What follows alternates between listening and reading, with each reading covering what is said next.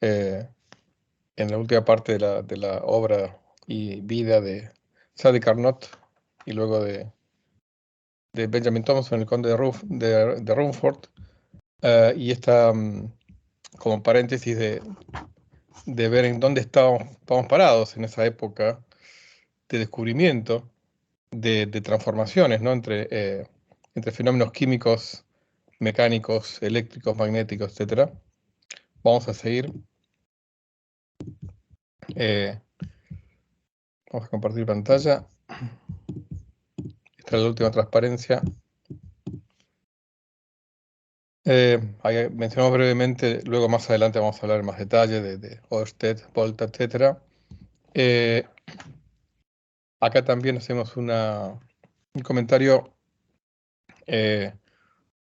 también en cuanto a antecedentes de lo que va a ser el descubrimiento de la conservación de la energía. En este caso, eh, relacionando la temperatura con la electricidad y con el magnetismo.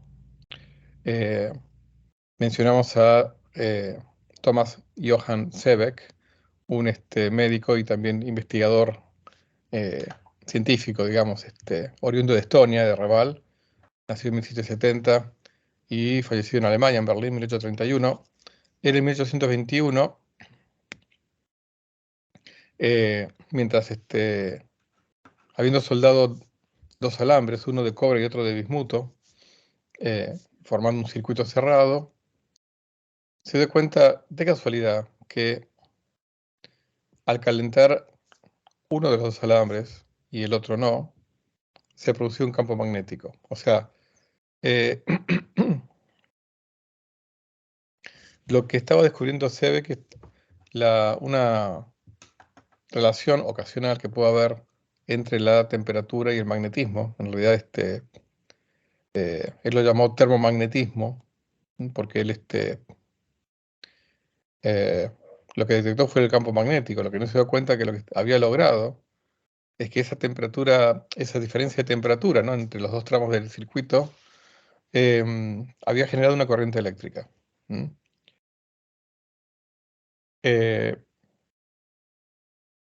Esto fue en 1831. 5 años después, Jean Peltier, otro investigador, publicó un artículo donde narraba lo que él había descubierto, que es un fenómeno inverso. O sea, por un efecto eléctrico que se enfríe una parte de un circuito. Entonces, como este es un efecto, son dos caras de una misma moneda, se lo conoce, digamos, en la actualidad desde hace, bueno, ya mucho tiempo, se le conoce como el efecto Peltier-Seebeck, o bien efecto termoeléctrico. O sea, bueno, Peltier, Jean Peltier, fue un investigador francés, y bueno, más o menos contemporáneo, más o menos de Seebeck. Ahí ven que nació en 1785, falleció en 1845.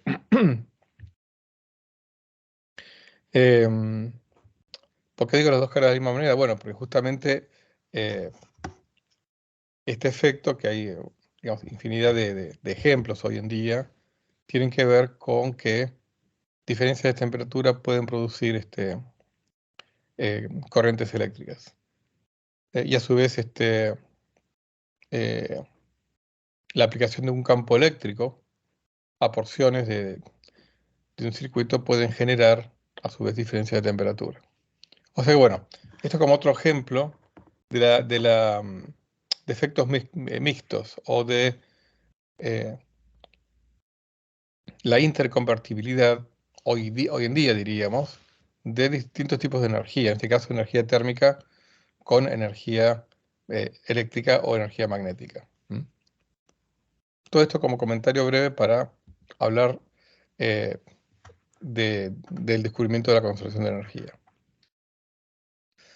Hay un libro que les recomiendo de Thomas Kuhn, que es el Thomas Kuhn más brillante, a mi parecer que es el Thomas Kuhn historiador de la física, Es un libro que se llama La atención esencial, un libro que tiene varios artículos. Uno de los más interesantes es justamente el que narra en detalle el proceso de descubrimiento de la ley de conservación de la energía, ocurrido principalmente en la década de 1840, ¿no? Lo que señala Kuhn luego de esta investigación exhaustiva es que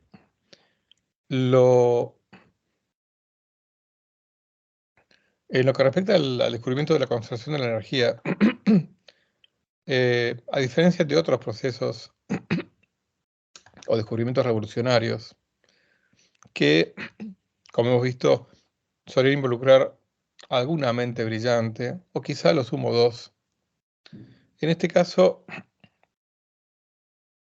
como para descubrir este principio, hubo que descubrir unos cuantos procesos de conversión de distintos fenómenos, como vimos en la clase pasada. Entonces, lo que dice Kuhn es que acá hubo varias mentes involucradas. Y de hecho, en este artículo, Kuhn enumera 12 científicos eh, que hicieron contribuciones significativas a este descubrimiento. Y bueno, básicamente el hilo conductor detrás de estos 12 científicos estaba la de la relación, entre la conversión, el concepto de conversión y el concepto de conservación, ¿no? Esa ida y vuelta entre ambos conceptos. Y fíjense que esto es interesante porque algo parecido, ¿no?, a un principio de conservación descubierto algunas décadas antes. ¿Se acuerdan cuando vimos Lavoisier? Ah, y bueno, un poco recreando ya de manera científica estas ideas que ya habíamos visto que habían tenido los filósofos griegos de la antigüedad, que es la conservación de la masa, o para los atomistas la conservación del movimiento de los átomos, etc. Bueno, la conservación de la masa que descubrió Lavoisier está relacionada justamente con el descubrimiento afianzado por Lavoisier de la conversión entre distintas sustancias compuestas y elementos simples, ¿no? En este caso, el fenómeno de conversión involucrando siempre reacciones químicas, ¿no es cierto? Eh, entonces, hay una analogía, ¿no? O sea, acá la conservación de la masa de Lavoisier está ligada a la conversión de distintas sustancias por reacciones químicas que lo llevó a redescubrir ahora de una manera categórica la conservación de la masa. Y a los protagonistas de los cuales vamos a hablar, algunos ya hemos empezado a hablar, como Carnot, es que esta conversión de distintos tipos de energía va a llevar al descubrimiento de la conservación de la energía. Esta es una imagen de una foto de Kuhn.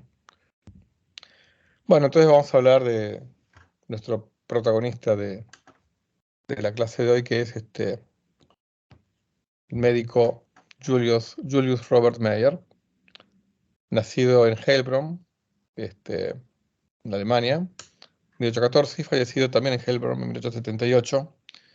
Esto pertenece actualmente al estado de Baden-Württemberg de Alemania. Él, bueno, estudió medicina en la Universidad de Tubinga, o bueno, en alemán se dice Tübingen, la Universidad de Tübingen o de Tubinga. Tenía una personalidad bastante rebelde, no destacó mucho como estudiante, y de hecho incluso fue suspendido por un año por ciertos desacatos, eh, a lo cual incluso llegó a hacer una huelga de hambre de 6 días como protesta. Así que bueno, finalmente, al cabo de ese año regresó a la universidad, eh, sentó un poco cabeza y terminó su carrera obteniendo un doctorado en medicina, ¿no?, con una tesis. Bueno, pero como él siempre fue de espíritu bastante inquieto, buena parte de su vida, no toda, vamos a ver, pero buena parte de su vida, decidió ejercer su profesión, pero no de manera tradicional, sino que se embarcó en un barco holandés como cirujano y médico, digamos, de la nave, este, en un barco que navegaba a las Indias Orientales, ¿no? Bueno, él cuenta luego que en ese viaje pasó mucho hambre eh, y mucho aburrimiento, nos cuenta. Eh,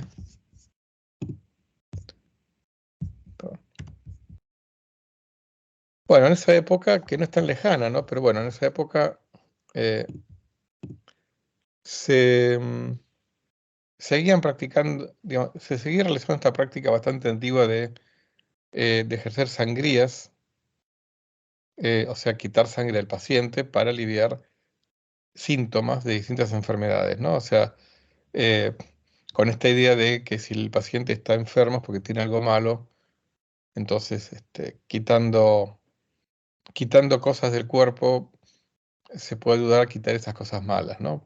Ya sea a través de sangrías o a través de purgantes, ¿no? Este, teóricamente estas sangrías también posibilitarían soportar el calor. Bueno, así que bueno, él no es culpa de él, era la práctica usual médica en ese entonces, ¿no? Bueno, Meyer, entonces, ahora nos aproximamos a una anécdota muy importante en la vida de Meyer.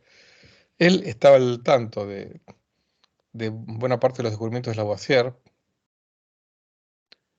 ¿Se acuerdan que Lavoisier, que no había sido el primero, había hecho experimentos en relación a la respiración de los animales y del ser humano, en relación al oxígeno, ese gas que había descubierto el propio Lavoisier, ¿no? Eh, esta idea de eh, que la sangre valga la redundancia, bueno, no, la sangre de los animales de sangre caliente mantiene su temperatura gracias a una combustión en cámara lenta, en la cual está involucrado el oxígeno, ¿no? Em, y, y estaba al tanto de que, bueno, las arterias digamos, transportaban sangre con más oxígeno de lo que lo transportaban las venas, producto de que en el medio la sangre eh, había entregado, digamos, eh, oxígeno a las distintas partes del cuerpo y bueno, esa reacción de combustión hacía que las venas que transportan la sangre de regreso al corazón transportaran sangre con menos oxígeno.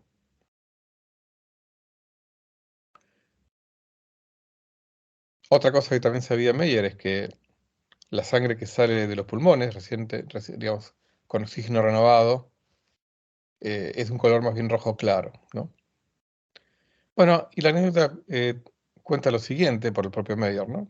Un día estaba extrayendo sangre, ¿no? De marineros en un puerto en Java, en la parte oriental de Java, allá por Indonesia, ¿no? En lo que es ahora es Indonesia. Em, y en un momento que le corta a un marinero una vena, ve que la sangre también es de un color rojo claro. A diferencia de lo que ocurría, digamos, en las zonas frías, en la Europa de origen, ¿no? Que la sangre en las venas de un color diferente. Entonces, ¿a qué conclusión llegó? Que como la temperatura en estas zonas tropicales es alta, entonces el cuerpo no tiene que quemar tanto oxígeno para mantener su temperatura interna, que acuérdense que son 36,5 grados, ¿no? Entonces, en una zona tropical donde la temperatura se aproxime a ese valor, no es necesario quemar tanto oxígeno y por lo tanto la sangre retorna, ¿no? Este, por las venas prácticamente con la misma cantidad de oxígeno y por lo tanto prácticamente con el mismo color. Esa fue la conclusión a la que llegó. Eh, por supuesto que no es tan simple, digamos, la relación entre el color de la sangre y el ritmo de oxidación, ¿no? Producto del metabolismo. no es del todo así la cosa más complicada, pero más allá de este hecho médico, eh, interpretado parcialmente bien, Meyer concluyó lo siguiente, y esto es lo significativo, que es que la oxidación que se produce en el metabolismo corporal es un proceso de conversión fisiológica de alimentos en calor. O sea, un proceso en donde está involucrada una reacción química exotérmica.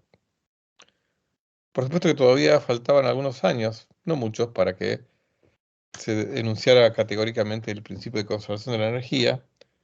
Lo que decía Meyer es que eh, esta reacción química es como una fuerza, así lo llamaba él, fuerza que cambiaba de forma, pero no de magnitud en el proceso metabólico. O sea, entonces esta fuerza eh, cambiaba de la forma, entre comillas, ¿no?, química a la forma térmica.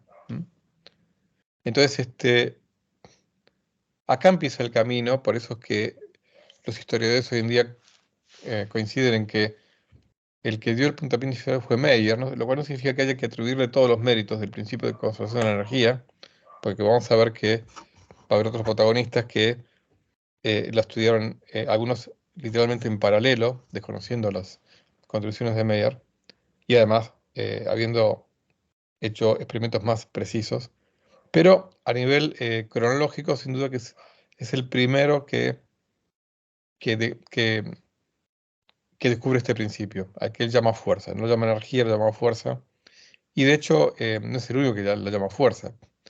Leibniz llamaba lo que uno llama energía vis viva. O sea que,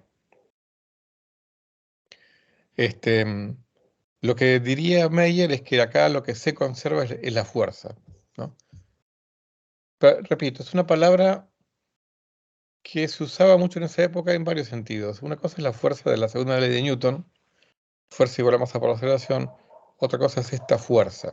Es la misma palabra pero con otro significado. Entonces lo que se dio cuenta Meyer es que la fuerza, entre comillas, cambia de forma. Bueno, entonces él en 1841 regresa de este largo viaje a las Indias Orientales y escribe un artículo en donde desarrolla estas ideas y digamos, él también conocía las ideas del conde Rumford, lo que vimos de que el calor no sea una sustancia en sí misma, sino que tenga que ver con eh, un resultado de procesos por ejemplo, de fricción en los cañones. Bueno, en un fragmento de este artículo, él escribe que todos los cuerpos están sujetos a cambios, que no pueden suceder sin una causa, a la que llamamos fuerza. Podemos derivar todos los fenómenos a partir de una fuerza básica, y que las fuerzas, como la materia, son invariables. O sea, acá es interesante,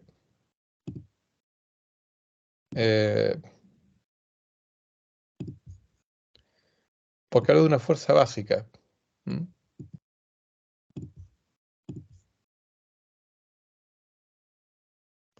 Esto es la idea interesante. La de la fuerza básica, que para nosotros va a ser la energía. Esa es la fuerza básica, ¿no? Entonces, él, como médico investigador, tenía como una especie de, llamaríamos un programa de investigación que reunía la física y la química, ¿no? Él dice entonces que tiene que haber una fuerza básica, ¿eh? Y cuando dice que las fuerzas son invariables, está enunciando de una forma oscura esto, ¿no? Que la fuerza se conserva. Puede cambiar de forma, pero se conserva. ¿Mm? Bueno, acá un poco les cuento lo que les dije hace un ratito, ¿no? El sinónimo, fuerza como sinónimo de energía en esta época.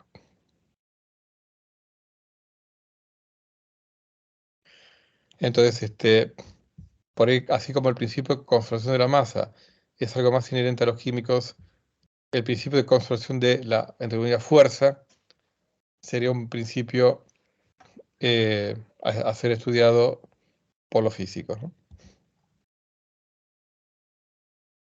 Bueno, Meyer va a enviar este artículo para ser publicado en una famosa revista prestigiosa en esa época, muy conocida, los Annalen der Physik und Chemik, o sea, o sea, los Anales de Física y Química.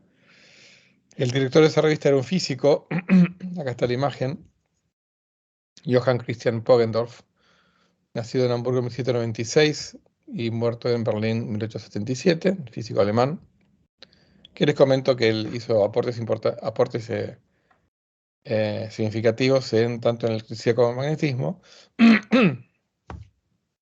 Eh, Lamentablemente, quizá por haber sido escrito por un médico, quizá no con toda la precisión científica eh, que los estándares de un físico como Poggendorf estaría dispuesto a requerir. El artículo nunca le fue ni siquiera devuelto, ni siquiera con una acuse de recibo. Pero bueno, él, en este caso se aplica el proverbio de que no hay mal que por bien no venga.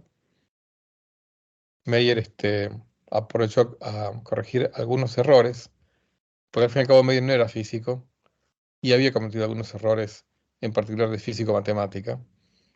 Tenía un amigo, profesor de matemáticas, Karl Baur, quien le ayudó a corregir varios de los errores. Eh, entonces, la nueva versión del artículo, mejorada, ampliada, fue publicada en 1842, pero en otra revista, eh, en los Annalen der Chemie und Pharmacie, una revista, o sea, análisis de química y farmacia, eh, una revista también alemana, eh,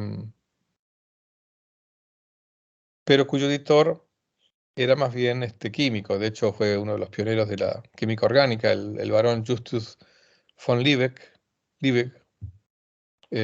nacido en Darmstadt, alemán por supuesto también, en 1803 y muerto en Múnich en 1873.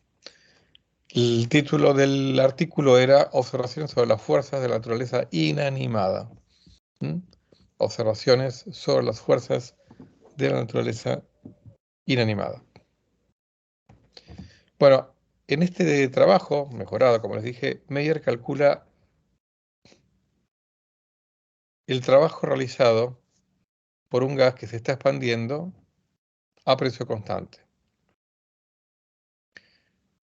producido por el calentamiento de ese gas entre dos dadas de temperatura, ¿no? O sea, la inicial menor, la final mayor, calentamiento. Es bueno, en estos cálculos, por supuesto, digamos, confirma que obviamente se necesita más calor en este proceso que cuando se calienta un gas a volumen constante. Esto que ya estaba empezando a ser, digamos, vislumbrado por los aportes de Carnot, acá en ese trabajo de Meyer eh, se hace más cuantitativo. O sea, claramente cuando se calienta un gas a volumen constante, el gas no realiza trabajo, con lo cual no pierde energía mecánica, o sea, no realiza trabajo, no pierde energía a través de una acción mecánica, ¿no? Y por lo tanto la cantidad de calor que es necesario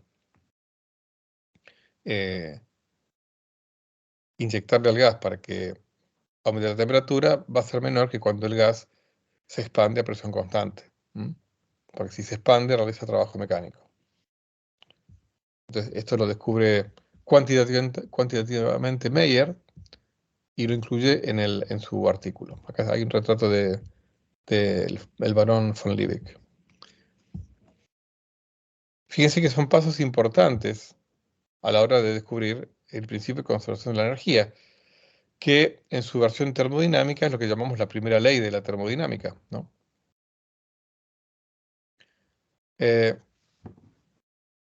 Bueno, esto lo que ocasionó fue una controversia, otra más, ¿no? Otra más, de la historia de la ciencia. En este caso, una controversia con Joule, del cual vamos a hablar más adelante, próximamente, de quién fue el primero en medir el equivalente mecánico del calor, porque de eso se trata, ¿no? O sea, lo que Meyer descubre y publica en este artículo es el equivalente mecánico del calor.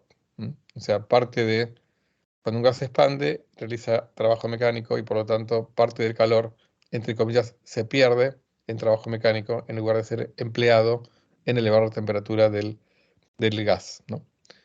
Digo entre comillas porque normalmente se llama perder calor cuando justamente al calor que no se usa en ejercer trabajo mecánico. Claro, el tema que Meyer eh,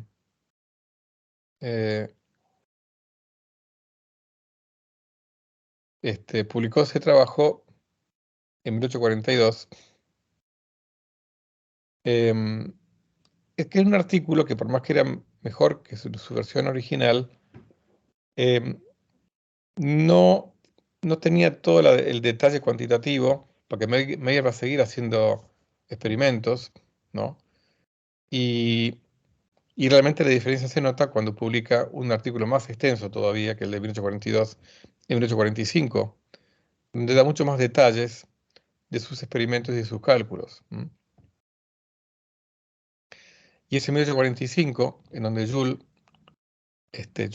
como vamos a ver, fue un científico inglés, publicaba mediciones muy precisas, más precisas que las de Meyer, del equivalente mecánico del calor. Vamos a verlo después. Entonces eso hizo que, bueno, que no estuviera tan claro la prioridad de Meyer. Bueno, los cálculos de Meyer, lo que mostraron es lo siguiente: una kilocaloría de calor convertida en trabajo puede levantar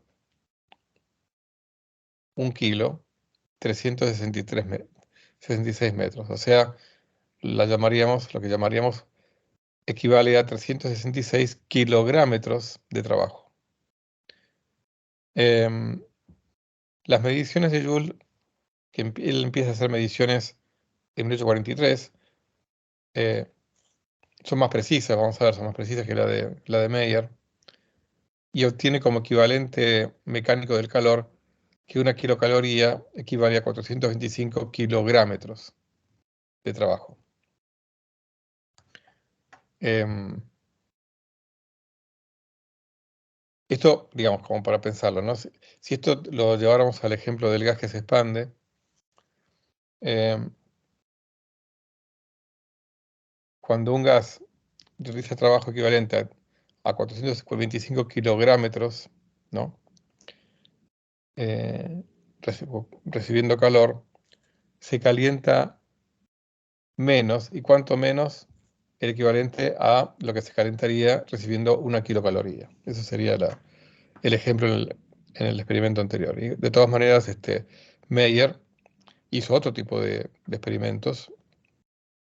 Por ejemplo, un experimento que era una fábrica de papel. Entonces, aquí, digamos, eh, era la conversión de trabajo en calor. Entonces, en la fábrica de papel hay pulpa en una gran caldera, ¿no? El, em, esta caldera, esta pulpa, perdón, era constantemente removida, mezclada por un mecanismo con paletas movidas por un pobre caballo que giraba en círculo, ¿no? Entonces, midiendo cuántas vueltas da el caballo, cuánta fuerza realiza esa pala, y cuánto se calienta la pulpa, es como hizo sus mediciones, este, que aparecen en este artículo de 1845. Claro, vamos a ver que los experimentos de Joule son más precisos.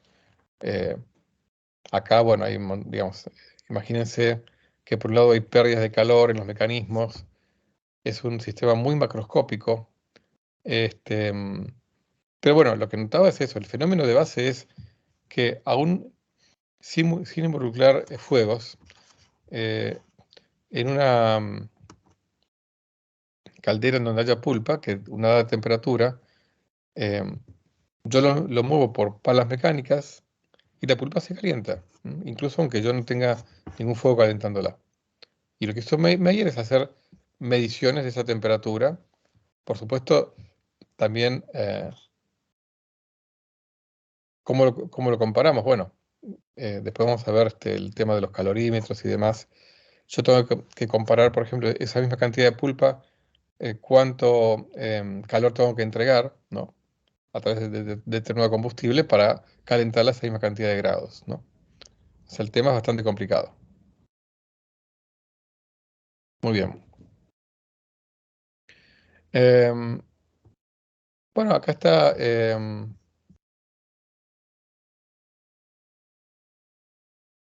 una obra de Poggendorf. ¿Se acuerdan que este es Poggendorf el que le había rechazado la primera versión del artículo y que le hizo un favor? Vamos a ver por qué aparece esta Handwörterbuch, que en realidad justamente Poggendorf quizás es más famoso por sus aportes a la historia de la física y de la química, en general de la ciencia, ¿no? Eh, Más bien de las ciencias más exactas, digamos, ¿no? Matemática, química, física, astronomía. Porque él llevó durante algunos años una especie no manual, digamos, una publicación de biografías de los principales científicos em, de la época, en varios volúmenes. Pero ahora vamos a hablar de eso. Bueno, entonces les decía, como vimos, Meyer presentó el artículo en los Annalen der Chemie Physik. eh,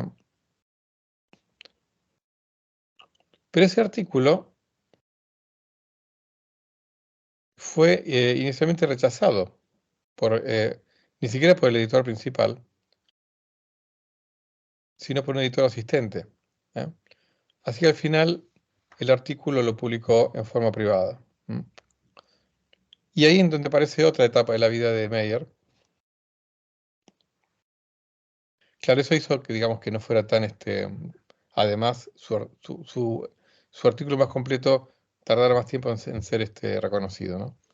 Pero el tema es que acá entró en un periodo oscuro de su vida Meyer, porque en el lapso de 3 años, entre 1846 y 1848, fallece 3 de sus hijos, y bueno, y tiene una fuerte crisis matrimonial, y entra en una depresión, en una profunda depresión. Bueno, no era para menos, ¿no es cierto? Eh, Esta depresión termina en una crisis nerviosa, en la cual incluso intentó suicidarse, y bueno, pero él, no, afortunadamente sin éxito, y decide internarse en un sanatorio. Lamentablemente el tratamiento que le aplicaron no tuvo resultados buenos, con lo cual lo internaron en un asilo donde fue muy maltratado, muy descuidado. Em, bueno, afortunadamente, lo que pasa es que en el medio pasaron 3 años, fue liberado por los médicos en 1853 y tuvo una recuperación casi milagrosa. De hecho, regresó a su Heilbronn natal, reanudó part-time su tarea como médico, pero no retornó a la actividad científica durante prácticamente 10 años. Vamos a ver que en esos años en donde él am, abandona la práctica científica es donde van a haber un montón de descubrimientos en el resto de Europa, ¿no? En la década de 1850. Eh, Fíjense a qué punto había caído en el ostracismo, que en 1858 eh, von Liebig informa que había muerto en el asilo. ¿Mm? Meyer protestó porque claramente no era cierto eso. Pero bueno, la protesta llegó tarde porque eh, el certificado de función fue publicada en uno de los volúmenes de esta obra que les comenté de Poggendorf, la Biographisch literarisches Handwörterbuch zur Geschichte der exakten Wissenschaften, algo así como eh, em, cuadernos biográficos literarios de las ciencias exactas, em, o de la historia de las ciencias exactas, ¿no? O sea que en esta obra salió publicada la falsa muerte de Meyer. Eso para que tengan una idea. Perdón. Sí. Fíjense una cosa que no les comenté.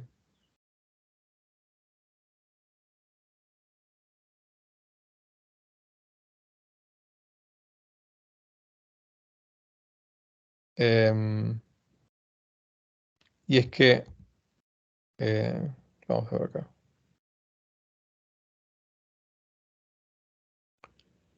Es curioso que la misma revista que le aceptó el trabajo en 1842, ¿no? Eh, le rechazó el artículo de 1845.